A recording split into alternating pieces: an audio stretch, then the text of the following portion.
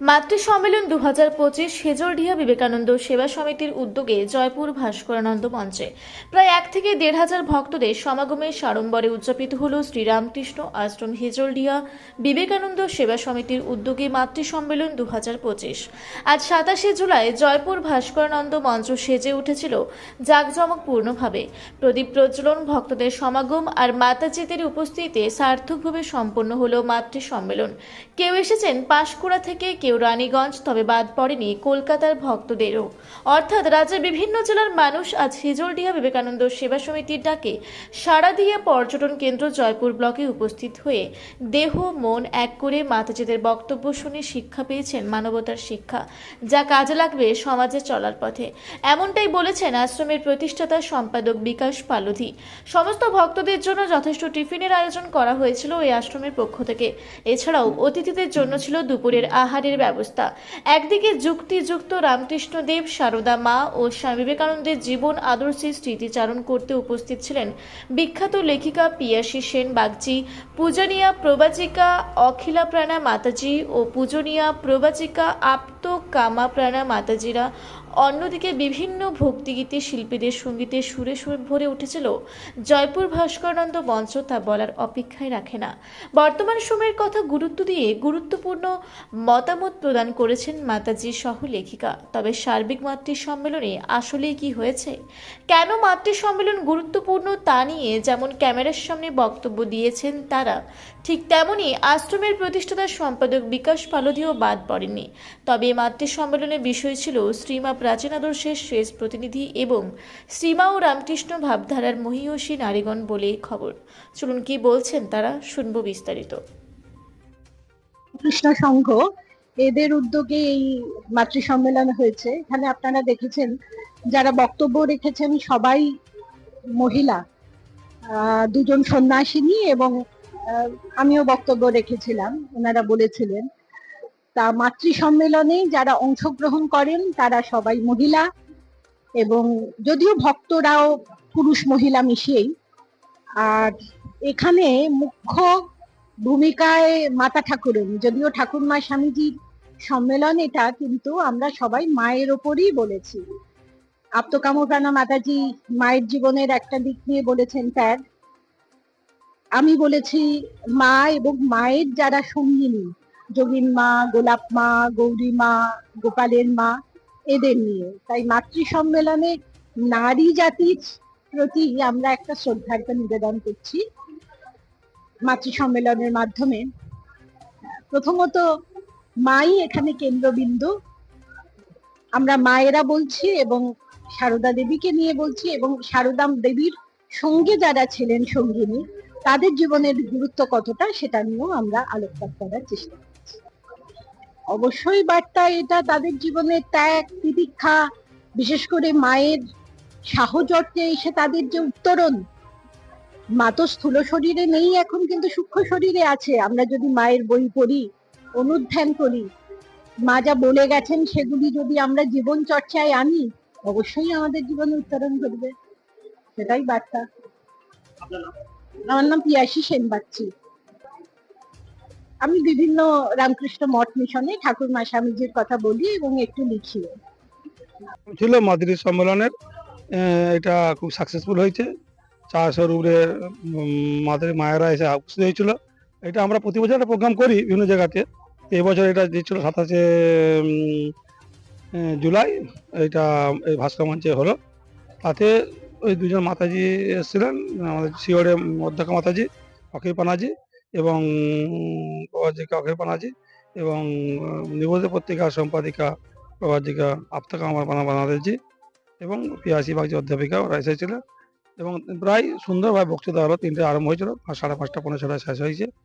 হ্যাঁ, মানুষ এসে সব হয়েছে, সবাইকে জল, চা, প্যাকেট, টিফিন দেওয়া হয়েছে।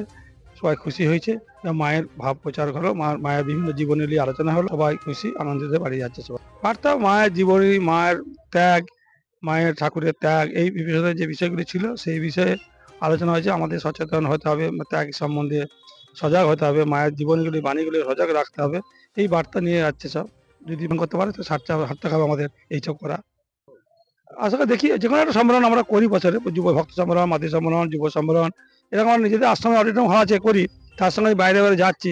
এটা খুব দূর তো আমাদের এখান থেকে 14 দূরে এসে এই জয়পুর মঞ্চে করা, এই মানুষ এসেছে, খুব ভালো লাগেছে যে সবাই এসে সহযোগিতা করেছে, এসেছে, মানুষ হল ভর্তি হয়েছে। এটা খুবই কঠিন হলেও মায়ের আশীর্বাদ, ঠাকুর মায়ের আশীর্বাদে এটা সাকসেসফুল হয়েছে এবং সবাই শুনে শেষ পর্যন্ত শুনেছিল, উঠে যায়নি। এটা খুব আনন্দ লাগছে যে সত্যিকার মা ঠাকুরের ভাব মানুষের মধ্যে ছড়িয়ে যাচ্ছে।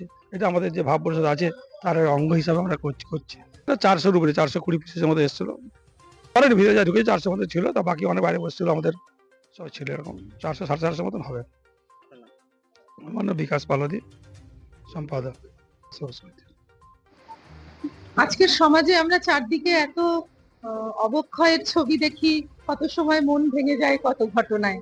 এই জন্য আমরা যেমন মায়েদের কাছে তুলে ধরতে চাই যে ভারতবর্ষের প্রাচীন আদর্শ কি ছিল, সেই সঙ্গে এ যুগে এসেছেন শ্রীরামকৃষ্ণদেব, শ্রী মা স্বামী বিবেকানন্দ, তারা কি আদর্শ দেখিয়ে গেছেন, এবং সেই আদর্শ ধরে চললে আমরা নিজেদের জীবনও সুন্দরভাবে গঠন করতে পারবো, সমাজও সুন্দর হবে।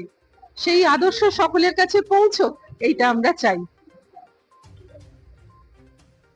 দেখুন, বার্তা তো অনেক কিছু, এক কথায় বলা সম্ভব নয়, তবে আজকে যেটুকু আমাদের বলতে বলা হয়েছিল তার মধ্যে ছিল যে ভারতবর্ষের প্রাচীন যে আদর্শ তার প্রতিনিধি হচ্ছেন শ্রী মা সারদা দেবী। সকলকে ভালোবাসা, ত্যাগ, অনাসক্তি, এগুলি আমাদের জীবনে অভ্যাস করতে হবে, এইটি আজকের বার্তা। আমরা এই ঠাকুরমা এবং স্বামীজির টানে আমরা সুদূর পাঁচমুড়া থেকে জয়পুরে এসে এখানে যে মাতৃ সম্মেলন হলো, এই মাতৃ সম্মেলন আমার জীবনে আমার প্রথম দেখা। আমি এই মাতৃ সম্মেলনে আমার দেহ, মন, প্রাণ সবকিছু সমৃদ্ধ হলো, এবং আমি চাইবো যে এই ধরনের মাতৃ সম্মেলন আরো চারিদিকে হোক, তাতে আরো সমাজের যে কল্যাণ হবে, জনকল্যাণ হবে, সেই কল্যাণ কিন্তু সকলের মধ্যেই ছায়া ফেলবে। এই আমি লোপামুদ্রা ভট্টাচার্য, পাঁচমুড়া থেকে এসেছি। আজকের যে মাতৃ সম্মেলন হিজলডিয়া বিবেকানন্দ সেবা সমিতির উদ্যোগে, এটা আমাদেরকে সমৃদ্ধ করলো। ঠাকুরমা স্বামীজির যে কৃপা আমরা প্রত্যেকে লাভ করছি সদা সর্বদা প্রতি মুহূর্তে, সেটা আজকে আরো আমরা মাতাজিদের দ্বারা আরো বেশি সমৃদ্ধ হলাম। সেইভাবে আমরা ভাবিত হয়ে যাতে পরবর্তী সমাজ, আমাদের যে সমাজ, সেটা আরো সুন্দরভাবে গড়ে তুলতে পারি সেই কৃপা দ্বারা, সেটাই আমরা ঠাকুরমা স্বামীজির কাছে প্রার্থনা করব এবং মাতাজিদের লেখিকা ম্যাডামের কাছে, সেই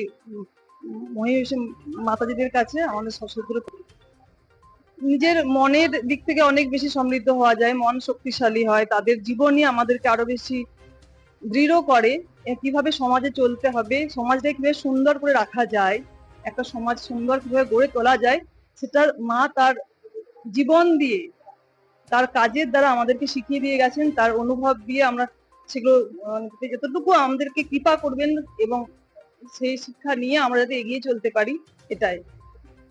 আমার নাম মৌসুমী হেস, মদন মোহনপুর। বাঁকুড়া জয়পুর থেকে এনামুল ভুঁইয়ার রিপোর্ট, রূপসী বাংলা মিডিয়া। আপনারা দেখছেন রূপসী বাংলা মিডিয়া। এখন একটা ছোট্ট বিরতি, ফিরে আসছি বিরতির পর। 15 বছর ধরে পুরুলিয়া জেলায় নার্সিং ট্রেনিং এর স্থায়ী প্রতিষ্ঠান mother Teresa nursing training centre. কয়েক হাজার ছেলে মেয়েকে ইতিমধ্যেই কর্মসংস্থানের সুযোগ করে দিয়েছে এই প্রতিষ্ঠান। মাধ্যমিক, উচ্চ মাধ্যমিক ও কলেজ পড়ার সাথে সাথে নার্সিং ট্রেনিং নিয়ে নিজের জীবনকে সুনিশ্চিত করুন। হ্যাঁ, সেই সুযোগ দিচ্ছে Mother Teresa nursing training centre, Ketika, Purulia. Mobile number 9932216133। Purulia শহরে এখন স্বল্প খরচে উন্নত ও অত্যাধুনিক চিকিৎসা পরিষেবা বর্ধমান হসপিটালে। এখানে general, laparoscopic, gynaecologist, paediatrician, anaesthetist, general physician, orthopaedic সহ বিভিন্ন রোগের অভিজ্ঞ ডাক্তারবাবুরা নিয়মিত রোগী দেখছেন। এছাড়াও 24 ঘন্টা বিনামূল্যে অ্যাম্বুলেন্স পরিষেবা রয়েছে, স্বাস্থ্যসাথীর সুবিধাও। যোগাযোগ করুন বর্ধমান হসপিটাল, রাঁচি রোড, সৈনিক স্কুলের নিকটে। মোবাইল নাম্বার 8918968624 এই নাম্বারে। ফিরে এলাম বিরতির পর। আপনারা দেখছেন রূপসী বাংলা মিডিয়া। আপনারা দেখছেন রূপসী বাংলা মিডিয়া। এখন একটা ছোট্ট বিরতি, ফিরে আসছি বিরতির পর।